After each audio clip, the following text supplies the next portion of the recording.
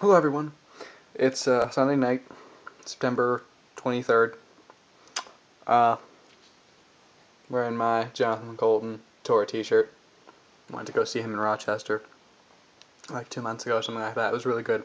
Anyway, supposed to talk about like books. I think that's our theme. I don't know. I'm kind of in the same boat as Gino and Bryden with that one. Or maybe it was Bryden. I don't read books that often. I mean, like I really enjoy it when I do, but it's almost as if English class has sort of ruined the books for me in a way, because now I almost feel like if a book doesn't have that deeper content, that, real stuff to think about in it, then it's kind of like, having a really good piece of salmon and then, just having something that was not so good. It's a terrible, sorry. It's just because this week I also had a really fantastic piece of salmon. It was also stuffed with crab meat. It was delicious.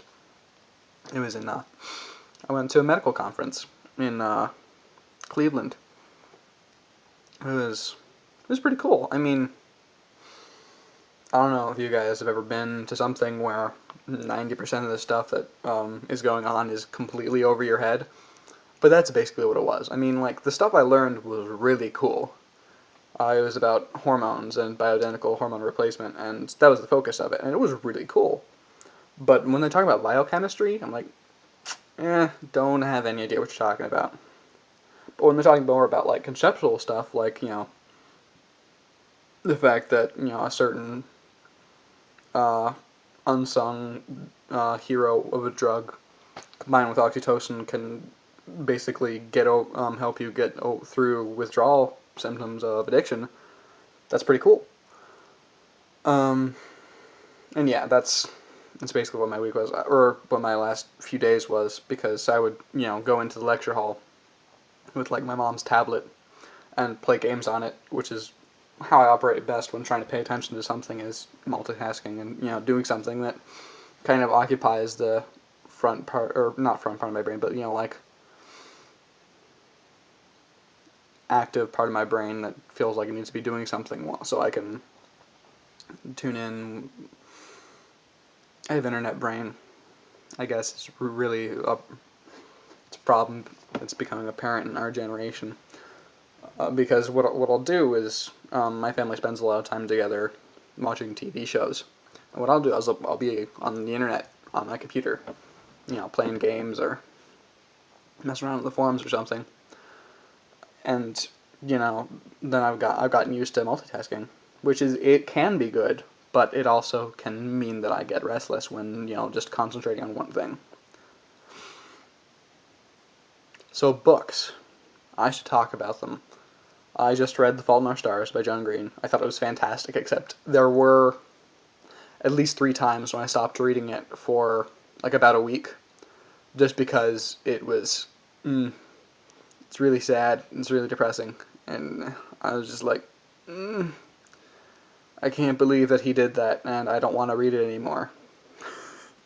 But it's still a really good book. I actually like dog-eared the pages that really had something in it that really hit me hard. And I noticed that most of the things that really hit me hard were the main character's father, Hazel's father, for those of you who read it, which is apparently like everybody, because like all of you have signed copies and I don't. Whatever. it's but it's a really good book. I loved it. All things considered. Chris, to you, I suggest, based on your appreciation of the mundanity of Who's a Catcher in the Rye, I think you might like James Joyce's Dubliners.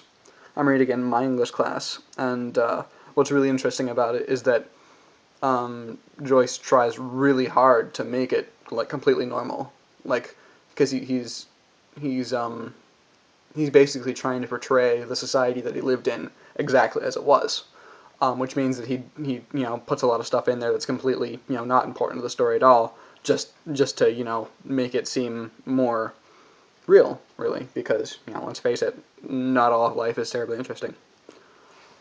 Um, Bryden, I'm not going to suggest any books to you, but hydration is important in all aspects of health. And I suggest that lots of fluids. It looked like you were doing pretty well with that. Let's see. Brenna, I'm glad that you're auditioning. Um, it's a good show, and it's got a lot of parts. And don't feel bad if you don't get in. I'm not saying you won't. You might. I don't know. But the auditioning process is a good thing to go through, regardless of whether you get in or not. I can attest to that personally. But keep in mind, well, no, you are a senior, so you're like 50% more likely to get a part that is bigger just because you're a senior. Like last year, I didn't get a part in or a bigger part in the musical, mostly because of the fact that I wasn't a senior, and now I'm basically a shoe-in for the lead, which I'm looking forward to. But I have no idea what the musical is going to be. The musical last year, by the way, was A Secret Garden. I played Albert, the one character without any apparent character flaws other than the fact that he's married to Rose. But anyway, maybe I should talk about books a little bit more. The problem is it's difficult. It's difficult to read books, other books, when I'm supposed to be reading books for English class. Like, for example, I was supposed to read the next section of Dubliners Thursday. I mean, I missed school Thursday and Friday because of going to the conference, so it wasn't actually that much of a big deal, but like by the time I get back, we'll be legitimately talking about it. It's a very long process talking about Dubliners because, we'll read it and then we'll go into a little bit of detail about it, answer some questions about it that just show some more basic comprehension, and then we'll like get into the real nitty gritty. Every section theoretically has like an epiphany of human nature that is supposed to be, I mean, they're usually pretty subtle, and that's the one main problem I have with literature is that I feel like there sometimes are supposed to be things that I get that I don't, and mostly in English class, and I feel like when you're doing that in an English class, it's almost really misses the point of the book, because I feel like if I were to write a book and the points I made in it weren't completely obvious to everybody, then I would do that on purpose so that everybody could take something else out of it, so that everybody could get something else out of it that would be more significant to them specifically. But hey, that's just me. Raven, I just watched a piece or two of your video, because I was trying to, refresh my memory so I could respond to you about it. When you were talking about that thing where, if somebody compliments your dress, you'll say you too. I do that too, except not so much with the dress. It's actually usually with food. I don't know if anybody else does this, but what I do, somebody will say, enjoy your food, I'll say you too. But I can usually like play it off as like, no, I meant to do that. I made a joke of being socially awkward, and that was totally on purpose. But it wasn't. Sometimes I do that. I'm really good at pretending to be less clueless than I am, and which is really nice because people give me credit more than they need to sometimes, but they don't need to know. See if I'm. Oh, Gino. Are we talking like Michael Bolton's whatever song that was called that you said was your range? Are we talking like full voice, or are we talking like some of those higher notes being in your head voice? Just to get a like better frame of reference, because like that might be able to be in all your full voice, and then you'd be like a 10 or 1, but they might be a little bit less, and you'd be like a 10 or 2, or you might be a little bit of both. It's hard to judge without actually hearing you sing. But based on that, I would suggest you should try out Bring Him Home, because it would probably sound pretty good. Not necessarily in the original key, though. There's this one I do for my voice lessons. I think it's in F. I'll have to check it. I'm not sure if I actually have it. No, I don't have it. Not with me. I would go check and then tell you, but I don't honestly remember. But it's, I don't know, the starting note's a C. That's what I remember from it. I don't remember what key it was in. Oh well. This is getting long. I honestly thought I would sit down in front of the camera and have no idea what I was going to say. But, you know, here this is. Alright. By the way, like this video, guys. I like your videos. And I actually, by like, I mean I click the like button on them because I appreciate them. And I assume you guys appreciate my videos because you haven't kicked me off the channel. Oh,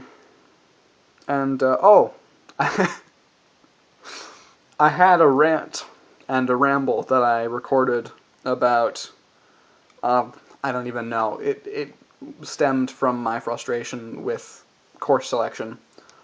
And I think probably ended up explaining what happened with my course schedule because it didn't get to do quite what I wanted with it because of bureaucracy. So if you want to see that, let me know because I'll post it. But if you don't, then I just won't because I don't really want to edit it either.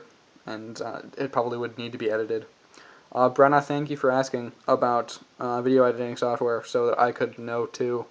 Let me know how Windows Movie Maker 2.6 goes, like Bryden suggested, because I might do that too.